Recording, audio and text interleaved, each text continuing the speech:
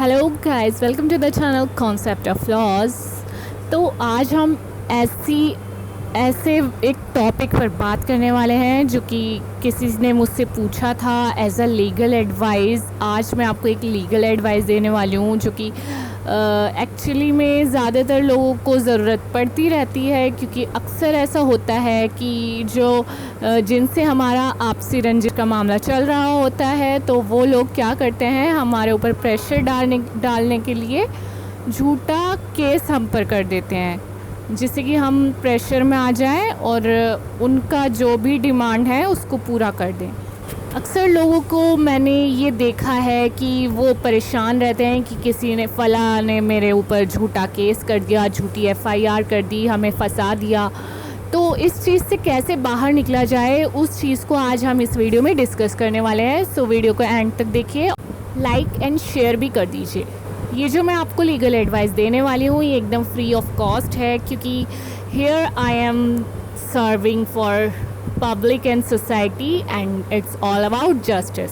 तो जैसा कि आज हम इस वीडियो में बात कर रहे हैं झूठे केसेस से कैसे बाहर निकला जाए। तो इस चीज़ के लिए मैटर जो है वो सिंपल भी हो सकता है, या तो किसी ने कंप्लेंट कर दी है खाली, या फिर मैटर जो है वो सीरियस भी हो सकता है, जैसे किसी ने एफआईआर कर दिया है और काफ़ी हद तक आपको फंसा दिया है।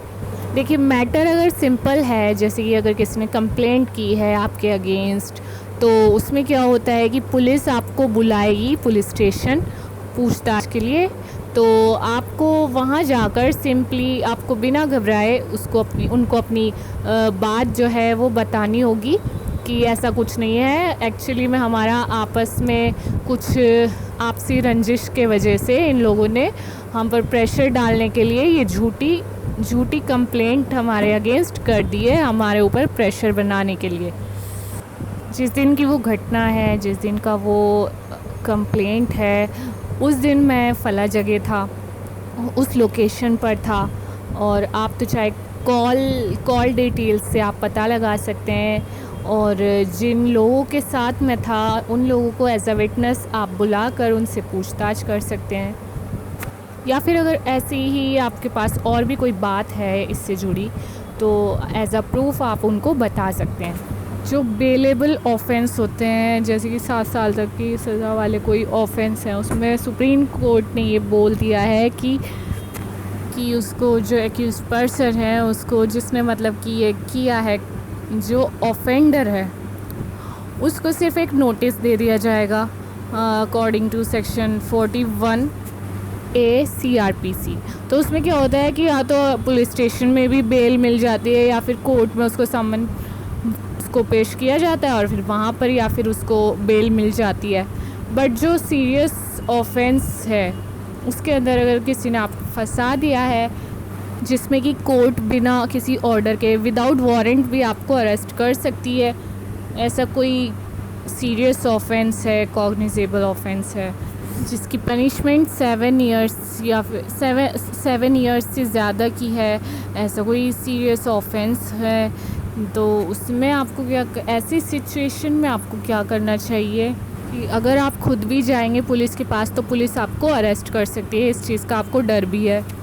तो अपने घर के कोई मेंबर के थ्रू आप एक एप्लीकेशन सेंड करेंगे एसपी साहब को कि ये जो ऑफेंस है, जिस ऑफेंडर के अगेंस्ट ये फ़ाइल किया गया है, ये जो पर्सन है ये एकदम इनोसेंट है, क्योंकि ये जो पर्सन है ये उस टाइम पर, जिस टाइम पर वो क्राइम किया गया था, उस टाइम पर वो क्राइम प्लेस पर था ही नहीं, उस प्लेस पर था जहाँ पर भी वो उस टाइम पर था, वहाँ का वो सब डिटेल दिया जाएगा कि वहाँ पर वो मौजूद था। ये जो एफआईआर किसी ने की है, ये जो पर्सन है जिसने ये एफआईआर हमारे इस मेंबर के अगेंस्ट में की है, वो मान लीजिए पर्सन ए है, उसने ये बिल्कुल झूठी एफआईआर है, क्योंकि हमारा जो आपस में एक डिस्प्यूट चल रहा था, सपोज़ कि किसी प्रॉपर्टी को लेकर डिस्प्यूट चल रहा था, तो उस पर प्रेशर बनाने के लिए उसने ऐसा किया कि ताकि हम उस प्रेशर में आकर और वो जो प्रॉपर्टी है उनको दे दें।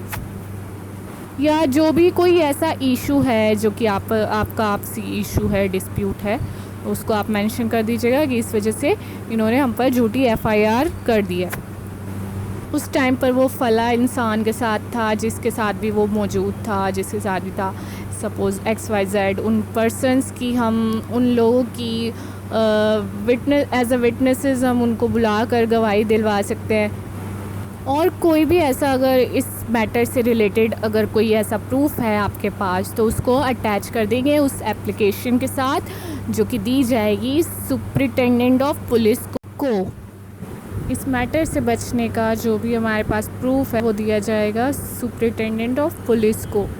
तो ऑलमोस्ट हम यहाँ पर भी हमें वही बात कहनी है जो कि हमें सिंपल मैटर में, जो कि एक कंप्लेंट का जो मैटर था पुलिस स्टेशन में जाकर कहनी थी, वही हम इसके ज़रिए एप्लीकेशन के थ्रू हम एसपी को कह रहे हैं। तो इसमें क्योंकि हमें डर है अरेस्ट होने का, तो इसलिए हम डायरेक्ट जाकर नहीं कह सकते, तो एप्लीकेशन के थ्रू कहेंगे। यही बताना है कि इस मैटर में हमारा कोई इन्वॉल्वमेंट नहीं है, ये झूठी एफआईआर करा रहा है, ये जो पर्सन ए है ये हमारे अगेंस्ट झूठी एफआईआर करा रहा है। तो रीज़न पूछा जाएगा क्यों करा रहा है, तो फिर उसका आप अपना जो फैमिली डिस्प्यूट है वो बता देंगे। जो भी आपस में आपका डिस्प्यूट चल रहा था उसको आप बता देंगे कि इस वजह से हम पर प्रेशर डाला जा रहा है। तो ये तो एक पॉइंट हो गया, एक सॉल्यूशन हो गया। लेकिन अगर आपको लगता है कि एसपीज आपके पास ये एप्लीकेशन देकर भी आपको कोई आपके फेवर में कुछ रिज़ल्ट नहीं मिलने वाला है कि आपका अरेस्ट होना ही है इस मैटर में, तो आपको क्या करना चाहिए? तो इसके लिए भी एक आप लॉ यूज़ कर सकते हैं, सेक्शन 438 ऑफ CRPC आप यूज़ करेंगे। एंटीसिपेटरी बेल भी आप ले सकते हैं। इस वीडियो का लिंक एंटीसिपेटरी बेल हमने डिस्कस की हुई है हमारे प्रीवियस वीडियो में, और लिंक डिस्क्रिप्शन बॉक्स में हमने दे दिया है, तो आप वहां जाकर उसको अच्छे से देख सकते हैं कि एंटीसिपेटरी बेल क्या होती है। अरेस्ट से पहले आपको ये बेल मिल सकती है। अगर आपको डर है कि आपको अरेस्ट किया जाएगा तो आप इसको यूज़ कर सकते हैं, एंटीसिपेटरी बेल, जिससे कि आपको बेल प्रोवाइड की जाएगी। अरेस्ट होने से पहले आपको ये प्रोविज़न मिलेगा, अरेस्ट होने के बाद ये प्रोविज़न आपको नहीं मिलेगा। लेकिन अगर आपके पास कोई स्ट्रॉन्ग प्रूफ है, आपका इसमें कोई इन्वॉल्वमेंट ही नहीं था, तो जैसे कि अगर आपका गलत तरीके से इसमें नाम इन्वॉल्व कर दिया गया है, जैसे कि मैटर किसका था, ए और बी पर्सन का था, सी का नाम इसमें ऐसे ही जोड़ दिया गया, या फिर कोई मैटर ही नहीं था, तो किसी ने प्रेशर डालने के लिए आप पर झूठा केस कर दिया इस टाइप का, और आपके पास इस बात का स्ट्रॉन्ग प्रूफ है कि आपका कोई इन्वॉल्वमेंट इसमें नहीं है। तो फॉर एग्ज़ाम्पल कि जैसे कि मान लीजिए ये जो मैटर है, जो क्राइम हुआ है, ये दिल्ली में हुआ है और उस डेट को हुआ है, जो मान लीजिए 1 जनवरी, और उसी डेट को, सेम डेट जो 1 जनवरी है, मान लीजिए 2020 की ये बात है, तो आप उस टाइम पर वहाँ थे ही नहीं, दिल्ली में आप थे ही नहीं, आपका जो एग्जिस्टेंस वहाँ पर था ही नहीं, आप कहाँ थे? वहाँ मुंबई थे आप। तो इस चीज़ का अगर आपके पास प्रूफ है, कोई एविडेंस है, तो उसको आप शो कर सकते हैं। जैसे फॉर एग्ज़ाम्पल आपके पास टिकट है, मुंबई का टिकट है, या फिर किसी होटल का आपके पास डिटेल्स हैं कि आप उस होटल में थे, होटल की CCTV फुटेज है, या फिर कोई मूवी टिकट है, या फिर किसी मीटिंग का, आपकी कोई बिज़नेस मीटिंग थी और उन लोगों के साथ जिन लोगों के साथ आप वहाँ पर थे, तो उन लोगों को एज अ विटनेस आप बुला सकते हैं। इस टाइप का कोई भी आपके पास प्रूफ होगा तो आप उसको शो कर सकते हैं। It works as a strong evidence. तो ये आपको एक एप्लीकेशन के थ्रू सेक्शन 482 CRPC के अंदर हाई कोर्ट में देनी चाहिए FIR क्वेश्चन कराने के लिए। इस वीडियो का लिंक भी हमने आपको डिस्क्रिप्शन बॉक्स में दे दिया है कि FIR कैसे रद्द कराई जाती है, कैसे हाउ टू क्वैश FIR। तो हाई कोर्ट में आप एप्लीकेशन देंगे, इसके साथ आप ये डॉक्यूमेंट जैसे कि आपका टिकट हो गया, या फिर कोई इलेक्ट्रॉनिक एविडेंस जैसे कि CCTV फुटेज हो गया, कुछ पर्सन्स हों एज अ विटनेसेस, तो इन सब चीज़ की हेल्प से आप हाई कोर्ट में अपनी बात रखेंगे और अपना एफआईआर, जो झूठी एफआईआर है, उसको क्वैश करा सकते हैं। तो ये भी एक अनदर सॉल्यूशन हो गया। अदरवाइज़ कोर्ट आपको ये रिलीफ दे सकती है, आप अपने वकील के थ्रू ये रिलीफ मांग सकते हैं कि मतलब कोर्ट जो है ये ऑर्डर दे दे कि अपना जो इस मैटर से रिलेटेड जो इन्वेस्टिगेटिंग ऑफिसर हैं उनसे जाकर मीटिंग करें और आपको अरेस्ट ना किया जाए, इस टाइप का ऑर्डर वो कोर्ट दे सकती है। तो ये चीज़ आपके वकील के थ्रू आप ये रिलीफ मांग सकते हैं। तो ये एक डायरेक्शन हाई कोर्ट दे सकती है कि आपको अरेस्ट ना किया जाए, बट उसकी कुछ कंडीशंस होती हैं कि जब आपको बुलाया जाएगा इंक्वायरी के लिए, कुछ भी पूछताछ के लिए, तो आपको कोर्ट में अपीयर होना पड़ेगा। ये वो जो भी है हमने अपना प्रीवियस वीडियो में सब डिस्कस किया हुआ है, तो आप एफआईआर से रिलेटेड सब भी वीडियोस देख सकते हैं।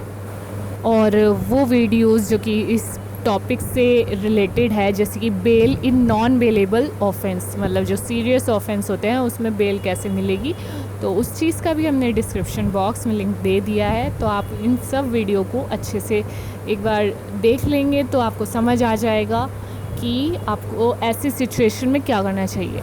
Section 166 and section 166A of IPC ये कहता है कि जब भी आप अपनी बात एप्लीकेशन के through superintendent of police officer या फिर किसी पुलिस ऑफिसर के आगे अपनी बात रखते हैं एप्लीकेशन के थ्रू, तो उनकी ड्यूटी है कि आपकी एप्लीकेशन पर भी वो गौर करें, आपकी बात भी वो सुने, तभी तो एक्चुअल सिचुएशन का पता चलेगा, एक्चुअल मैटर का पता चलेगा क्या मैटर था। तो गाइज़ ये छोटी छोटी चीज़ें आपको फॉलो करनी चाहिए अगर आप झूठे केस में फंसे हैं। तो मिलते हैं नेक्स्ट वीडियो में नेक्स्ट लीगल एडवाइस के साथ। Bye bye, take care.